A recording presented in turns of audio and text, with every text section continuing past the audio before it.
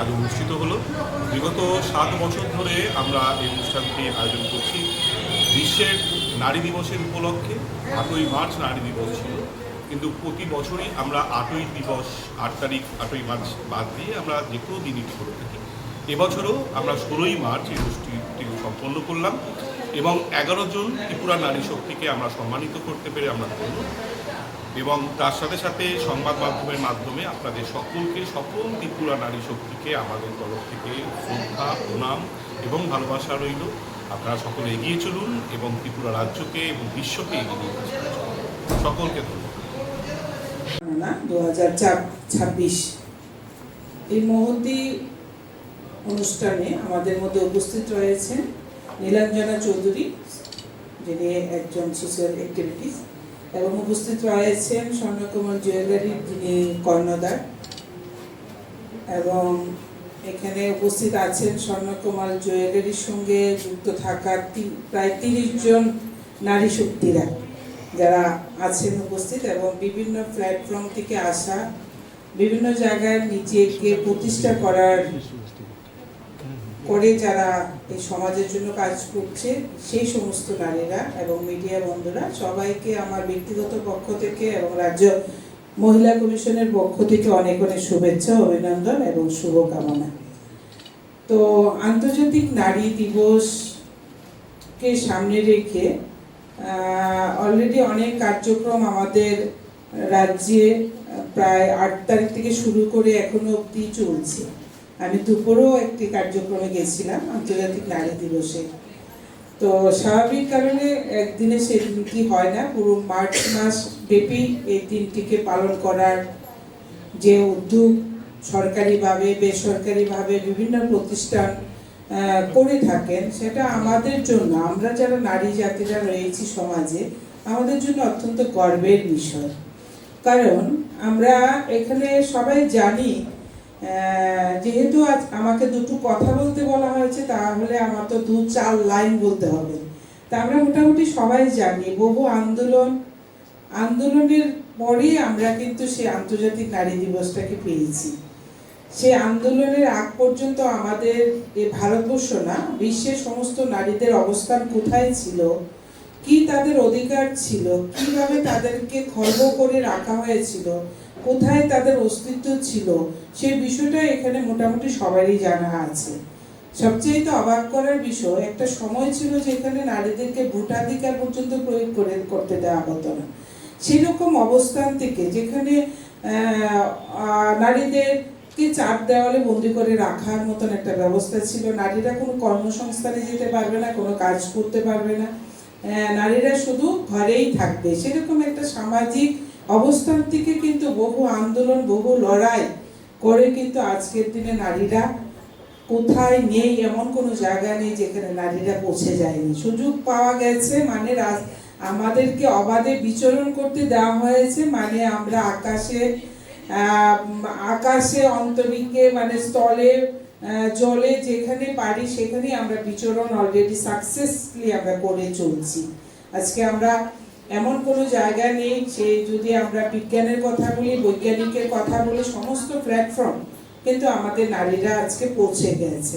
তো এই যে বিশেষ দিনটিকে সামনে রেখে স্বর্ণকমল জুয়েলারি প্রতি বছরে এরকম একটা স্বর্ণশ্রী সম্মাননা বিষয় থাকে, সেটা অত্যন্ত গর্বের আমাদের জন্য। আমি ধন্যবাদ জানাবো যিনি কর্ণধার রয়েছেন আমাদের মাঝখানে এবং সঙ্গে যারা এই স্বর্ণকমল জুয়েলারির সঙ্গে যুক্ত, যে আপনাদের এই চিন্তা ভাবনা আগামী দিনের আরো নারী জাতিকে এগিয়ে নিয়ে যেতে কাজ করবে। কারণ আজকে যারা সম্মাননা অর্জন করবেন ওনারা যেভাবে, কারণ আমি অলরেডি বেশ কয়েকটা প্রোগ্রামে এসেছিলাম, তো সেখানে দেখেছি ওনারা একদম হৃদয়ের অন্তঃস্থল থেকে একটি নারীকে সম্মান প্রদর্শন করেন।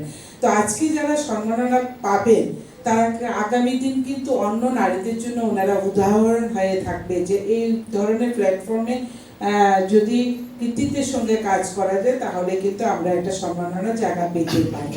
তো সবটাই ঠিক, আমরা আজকে অনেক সাকসেস, মহিলারা আজকে অনেক এগিয়ে গেছে। আজকে ছোট রাজ্য ত্রিপুরার দিকে যদি ফিরে থাকায় এমন কোনো প্ল্যাটফর্ম নেই। কিছুদিন আগে অলরেডি দেখেছি ত্রিপুরার একটি মেয়ে রেল চালিয়ে অলরেডি আসছিল, রেল চালাচ্ছেন, রেলের পাইলট সে।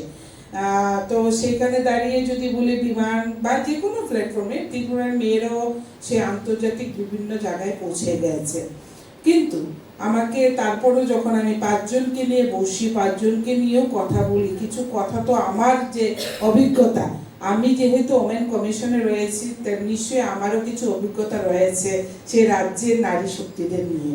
তো সেই জায়গায় দাঁড়িয়ে যত না আমরা বিভিন্ন জায়গায় সুনামের সঙ্গে পৌঁছাচ্ছি, কিন্তু এমন কিছু নারী আজও আমাদের সমাজে হয়তো রয়েছে, প্রান্তিক যে নারীগুলি, যে অন্তিম নারীগুলি রয়েছে, তাদের কান্না, তাদের চিৎকার, তাদের আর্তনাদ, তাদের বেদনার কথা কিন্তু আমাকে শুনতে হচ্ছে। সেই 8 তারিখ থেকে শুরু করে 13 তারিখ পর্যন্ত এই রাজ্যের 8টি জেলায় আমরা মহিলা কমিশনের পক্ষ থেকে জনশুনবায় একটি কার্যক্রম রেখেছিলাম। সেই জেলাভিত্তিক এই কার্যক্রমের উদ্দেশ্য একটাই ছিল, যেন আমরা প্রত্যেক জেলার মহিলাদের সঙ্গে কানেক্ট হতে পারি। তো সেই জায়গায় যে এখনো কিছু নিদারুণ ঘটনার সাক্ষী আমাদের হতে হয়, সেই নিদারুণ ঘটনা কিন্তু আমাদের দিকে আঙ্গুল তুলে দেখিয়ে দিচ্ছে যে আজকে আন্তর্জাতিক নারী দিবসে আমরা কোথায় নারীর সম্মান পেলাম।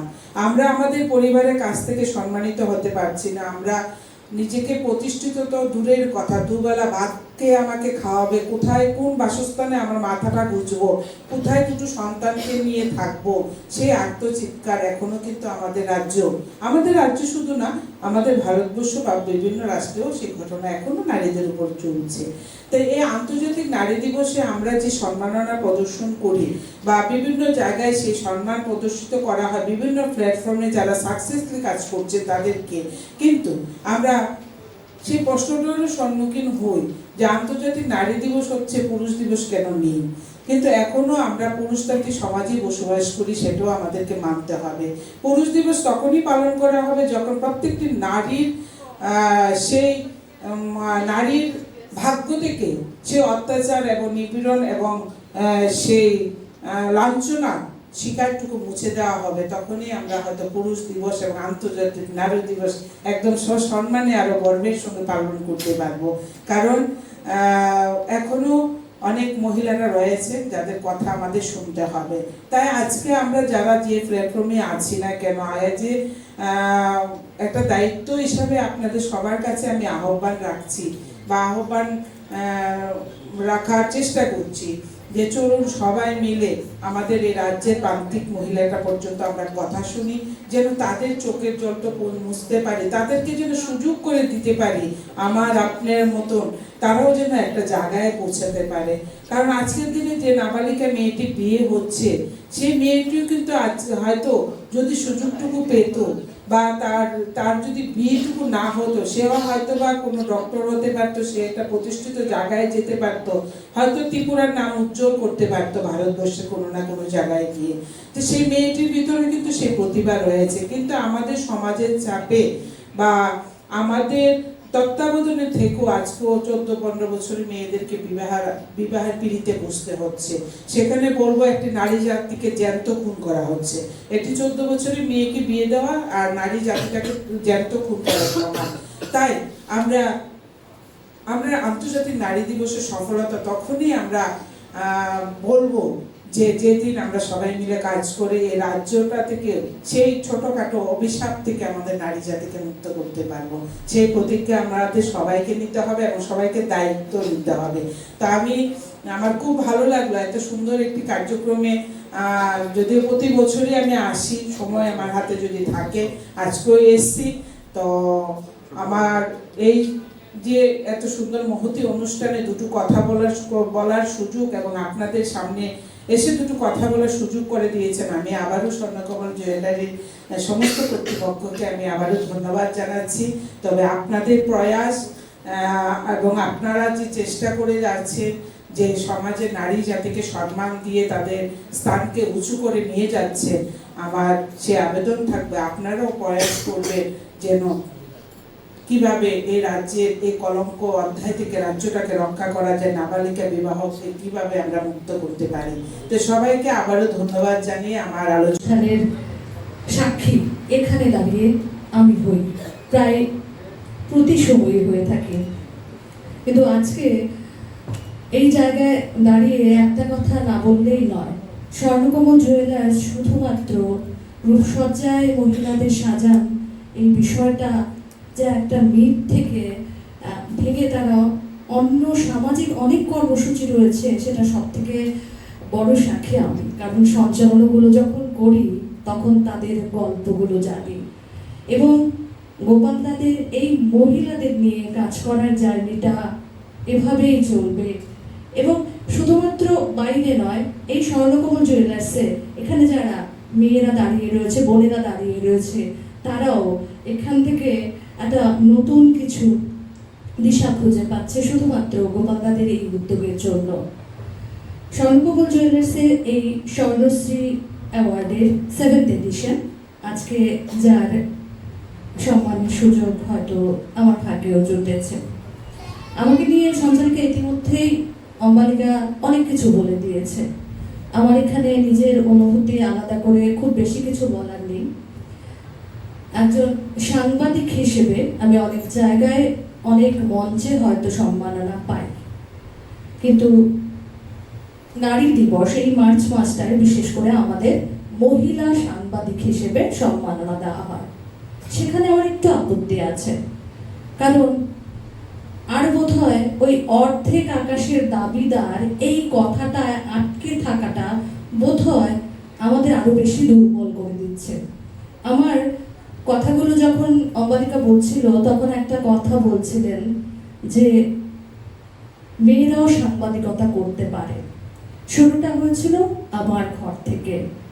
আমার বাবা আমাকে সব দিকে ছেলেদের মতো সমান সমানভাবে বড় করেছিলেন, কিন্তু যখন আমি সাংবাদিকতার পড়াশোনা করব তখন আমার বাবা প্রথম বলেছিলেন, না তুমি যাবে না। না, সেটা কোনো পুরুষতান্ত্রিক বিষয় নয়, আমাদের সমাজ ব্যবস্থাটা এমন ছিল তখন ত্রিপুরা রাজ্যে একেবারে তোড়জোড় করা উগ্রপন্থার সমস্যা। স্বাভাবিকভাবে প্রত্যেকটা মেয়ে বাবার রাজকন্যা, সেই আদর সেই আবেগ থেকে বাবা ভয় পেয়েছিলেন মেয়েদের জন্য সাংবাদিকতা নয়। কিন্তু সেখান থেকেই জেদটা শুরু হয়েছিল, সাংবাদিকতায় মেয়ে বা পুরুষ কি, আর কেন মেয়ে হিসেবে আমাদের আলাদা করে দেখা হবে, কেন মানুষ হিসেবে দেখা হবে না, এই জেদটা শুরু হয়। পরে পড়াশোনার পর আমার কোনো একজন সিনিয়র দাদা বলেছিলেন, ডিটিপি শেখো, মেয়েদের জন্য সাংবাদিকতা নয়। এই মিথগুলোকে আমাদের প্রত্যেকটা জায়গায় ভাঙতে হবে। মেয়েদের জন্য আলাদা করে কিছু হয় না, সাংবাদিকতা, ডাক্তারি পেশা, শিক্ষকতা আলাদা করে কিছু হয় না। আমরা মেয়েরাও মানুষ। তবে এই মিথ ভাঙার আগে এই মঞ্চ থেকে একটা কথা বলবো, আমাদের ত্রিপুরা রাজ্যের সব থেকে বড় সমস্যা যেটা বাল্য বিবাহ বা বালিকা বিবাহ।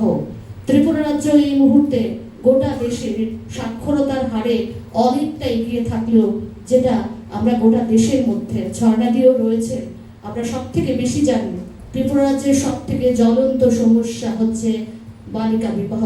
এখানে অনেক এনজিওর বন্ধুরা রয়েছে, প্রত্যেকের কাছে একটাই অনুরোধ, এই যে সম্মানগুলো, এই সম্মানগুলো তখনই সার্থক হবে আমাদের রাজ্যের এই মূল জ্বলন্ত সমস্যাটা যখন আমরা দূর করতে পারবো। আর এই মঞ্চ থেকে প্রত্যেকের কাছে একটা কথা বলবো, আজকের নারী দিবসটা কিন্তু শুধুমাত্র একদিনের উপহার, মেকআপ কিংবা গয়নার ছাড়ে যেন সীমাবদ্ধ না হয়। আমরা যারা গোপালদার দোকান থেকে বরের কিংবা পার্টনারের দেওয়া হীরের আংটি আঙুলে পরবো, ঠিক আমাদেরও যেন মানসিকতাটা এটা তৈরি হয়, আমরাও সমানভাবে আমাদের পার্টনারদের আঙুলে হীরের আংটি পরানোর মতো মানসিকতায় পৌঁছতে পারবো। তবেই বোধহয় এই নারী দিবস আলাদা করে কিছু থাকবে না, মানুষ দিবস শব্দটা আসবে। প্রত্যেকের ধন্যবাদ। আবারও ঝর্ণা